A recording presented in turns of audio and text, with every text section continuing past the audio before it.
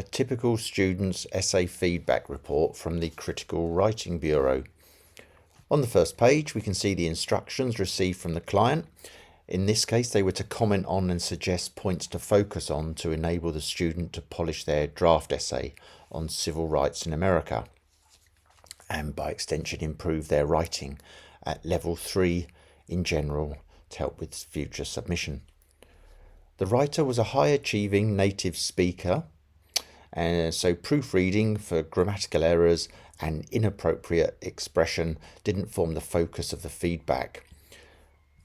Below this, we can see the structure of the report being clearly stated with an explanation of what was to form the basis for commentary from 3A to 3F. Following this, the submitted essay was included to help reference to specific examples stated in the feedback report. This particular essay draft ran to approximately 2,500 words. On page 5, we can see commentary and recommendations being given in the order stated on the first page. A statement guided the student on how commentary would generally be directed, that is, firstly, how well the question was read, that is the breadth of response with regards to responding to all aspects of the question, and secondly, the manner by which it was answered, that is, academic convention, use of sources, critical engagement, and clarity of argument. And here we started by focusing on, does the essay tackle all parts of the question? And we broke the question up into presuppositions and tabulated these for ease of explanation, and then elicited sub-questions that followed from these presuppositions. These sub-questions could then be checked against the student's coverage within the overall response. On page 7, we moved to look at the nature of argument within the text and whether there was a clear position stated with support offered by lines of reasoning.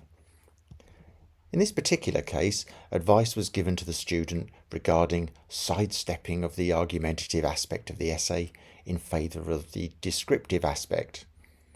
The student was advised to clearly state their position with regards to the question they were responding to. Commentary here was extensive to fully inform the student of the importance of providing an argument given such a question form. The next item of focus was the cohesive qualities of the submitted text, and here the student was pointed towards the reason for and need to provide adequate paragraphing, as well as the idea of synthesizing sections of the text. On page 10, advice was offered with regards to how to cite information gleaned from academic sources within the student's research, along with other academic conventions regarding layout and pagination. At the bottom of this page was a key area advice for this student, and that was the need for and suggestions on how to provide evidence of critical engagement with the text.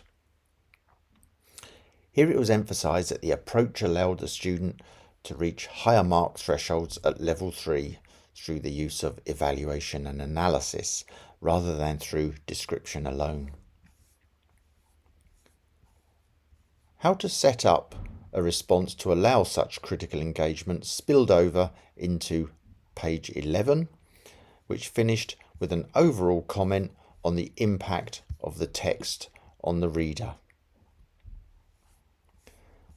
The final page of the feedback report dealt with key advice and recommendations for improvement.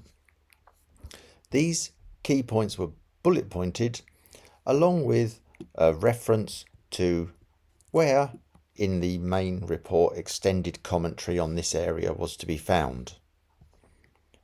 The report finished with a sign-off and an invitation to contact the report writer if further clarification were needed.